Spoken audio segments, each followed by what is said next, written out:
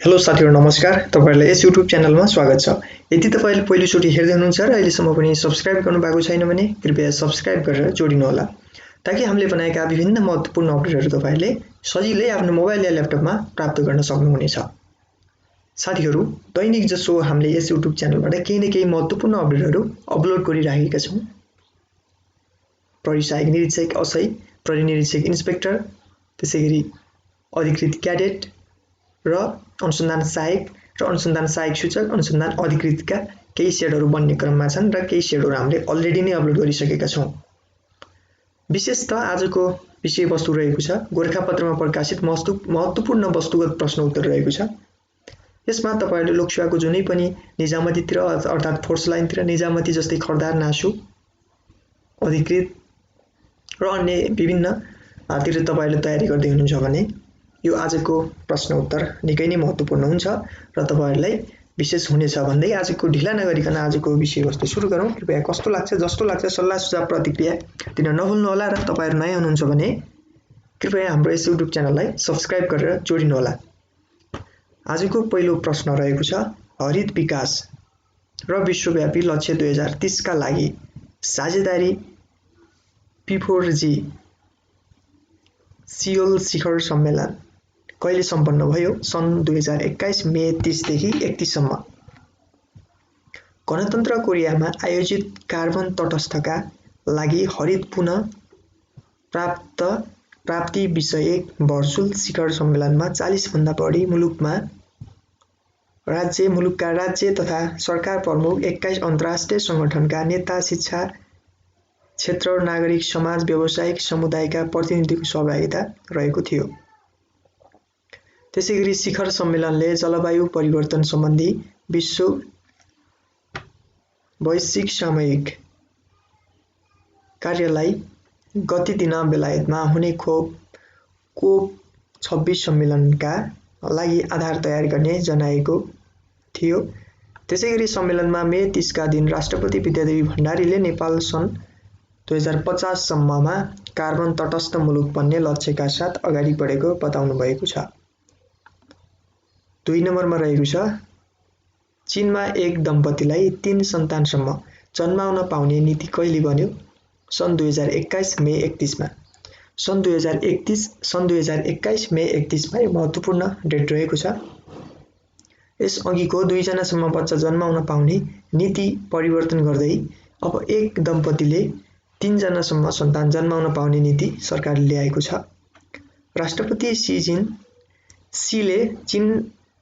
जिनपिङद्वारा मे 31 को पोलिट ब्युरो बैठकमा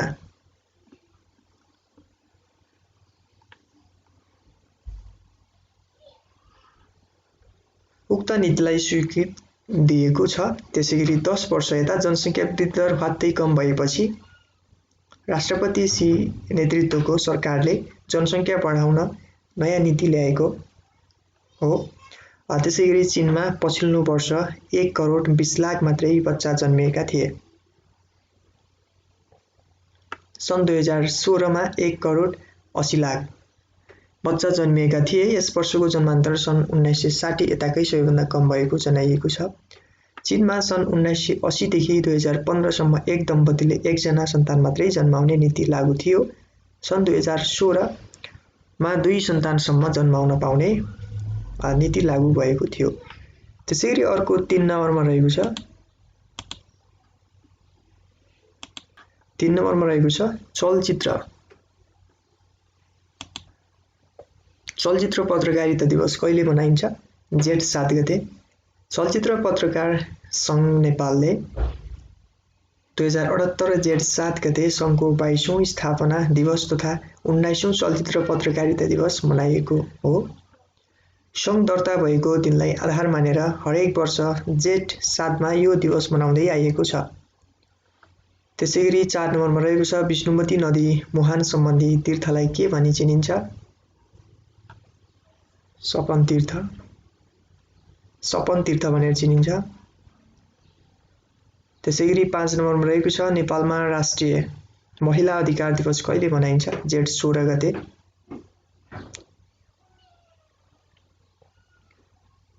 6 नम्बरमा रहेको छ यस वर्षको माध्यमिक शिक्षा परीक्षा एसई कुन आधारमा गरिने भएको छ? यो विद्यालयको आन्तरिक मूल्याङ्कनबाट कोभिड-19 महामारीका कारण एसई परीक्षा विद्यालयको आन्तरिक मूल्याङ्कनबाट गरिने भएको छ। कोभिड-19 महामारीकै कारण गत वर्षको एसई परीक्षा पनि विद्यालयको आन्तरिक मूल्याङ्कनबाटै गरिएको थियो। 7 नम्बरमा रहेको छ गौतम बुद्ध अन्तर्राष्ट्रिय शान्ति पुरस्कार स्थापना कहिले भएको हो? विक्रम सम्वत 2062 मा। प्रत्येक 5-5 वर्षमा प्रदान गरिने गौतम बुद्ध अन्तर्राष्ट्रिय शान्ति पुरस्कार पहिलो पटक विक्रम सम्वत 2065 बुद्ध पूर्णिमाका दिन प्रदान गरिएको थियो। यसैगरी 8 नम्बरमा रहेको छ भू उपग्रहबाट पहिलो पटक टेलिफोन सञ्चालन भएको जिल्ला कुन हो? मुस्ताङ रहेको छ। 9 नम्बरमा रहेको छ नेपाल सहायता समूहको गठन कहिले भएको हो? नेपाल सहायता समूहको गठन कहिले भएको हो? सन् 1976 मा। र 10 नम्बरमा रहेको छ सार्क सचिवालयबाट नियमित रूपमा निस्कने पत्रिकाको नाम के हो? पिगन रहेको छ। यो महत्त्वपूर्ण छ है साथीहरू, यो पिगन रहेको छ।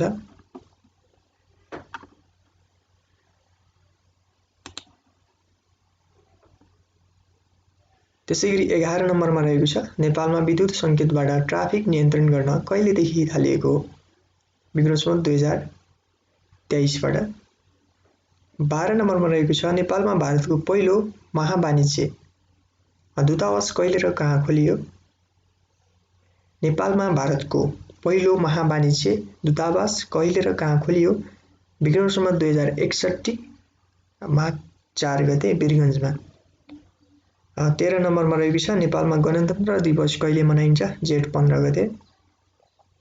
संविधान सभाको पहिलो बैठकले 2065 जेठ 15 गते नेपाललाई संघीय लोकतान्त्रिक गणतन्त्र घोषणा गरेको दिनको स्मरणमा हरेक वर्ष गणतन्त्र दिवस मनाउँदै आइएको छ।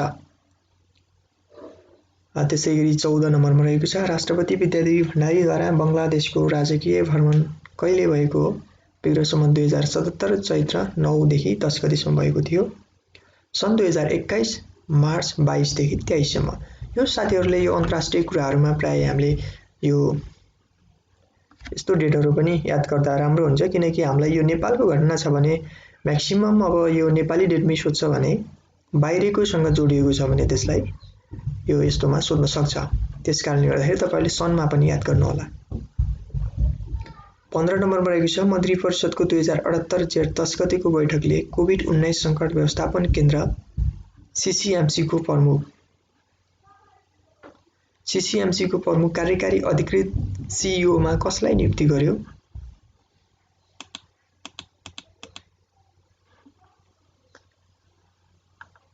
बालानन्द शर्मा नेपाली सेनाका पूर्व रथी। 16 नम्बरमा रहेको छ युवा तथा खेलकुद मन्त्रालयले खेलकुद पत्रकारिता पुरस्कार 2077 कसलाई प्रदान गर्यो? खेल पत्रकार कमल खत्री। पुरस्कार राशि रु 50,000 रहेको थियो। यसमा पुरस्कार राशि पनि सोध्छ साथीहरूले, यो पनि ख्याल गर्नुहोला। 17 नम्बरमा रहेको छ नेपालमा सबैभन्दा बढी पाठेभाग पाइने राष्ट्रिय निकुञ्ज कुन हो? यो चितवन राष्ट्रिय निकुञ्ज रहेको छ, जसमा चाहिँ पाठेभाग पाइने जसमा अधिक मात्रामा पाठेभाग पाइने गर्दछ। यसैगरी 18 नम्बरमा रहेको छ विश्व फुटबलको सर्वोच्च निकाय फिफाले सन् 2021 मे 27 मा जारी गरेको नयाँ वरियतामा नेपाल कतिौं स्थानमा रहेको छ? 171औं स्थानमा। नेपाल दक्षिण एसियाली राष्ट्रको वरियतामा तेस्रो स्थानमा रहेको छ। त्यसैगरी अर्को 19 नम्बरमा रहेको छ नेपाली साहित्यका प्रथम शहीद भनी कसलाई चिनिन्छ? सुब्बा कृष्णलाल अधिकारी। यो पनि निकै महत्त्वपूर्ण रहेको छ, यो लोकसेवाले धेरै पटक सोधिसकेको छ। नेपाली साहित्यका प्रथम शहीद भनी कसलाई चिनिन्छ? सुब्बा कृष्णलाल अधिकारी।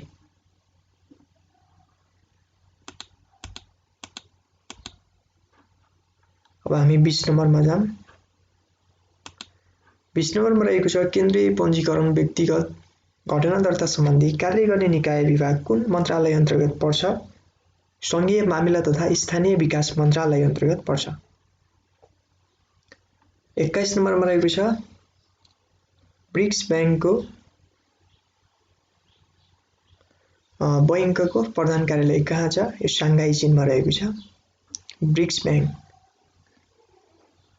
साङ्घाई चीनमा रहेको छ।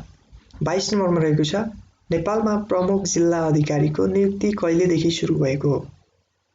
विक्रम सम्वत 2022 पुस 1 गते। विक्रम सम्वत 2022 पुस 1 गतेदेखि नेपालमा प्रमुख जिल्ला अधिकारीको नियुक्ति सुरु भएको थियो। 23औं प्रश्न रहेको छ सरकारी कार्यालयका साइनबोर्ड नेपालीमा राख्नुपर्ने व्यवस्था कहिलेदेखि भएको हो? विक्रम सम्वत 2018 जेठ 9 गते। 24 नम्बरमा रहेको छ सर्वप्रथम मूल्य अभिवृद्धि कर लागू गर्ने देश कुन हो? फ्रान्स रहेको छ जुन चाहिँ सन् 1954 देखि। सन् 1954 देखि फ्रान्सले सर्वप्रथम मूल्य अभिवृद्धि कर लागू गर्ने देशको सूचीमा रहेको छ।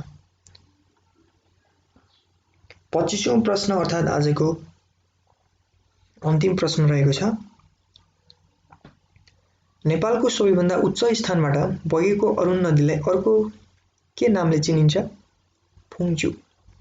फुङचु नामले नेपालको सबैभन्दा उच्च स्थानबाट बगेको अरुण नदीलाई चिनिने गर्दछ।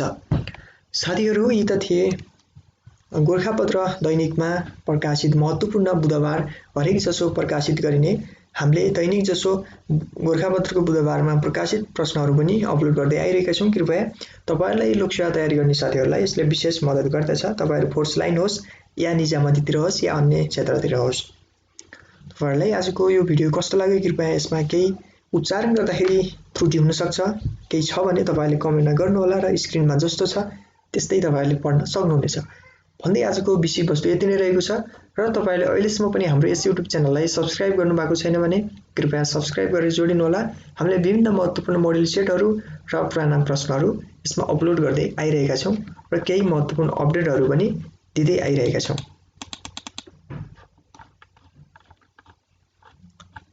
हस्त साथीहरू आजको जानकारी यति नै रहेको थियो। नमस्कार, जय नेपाल।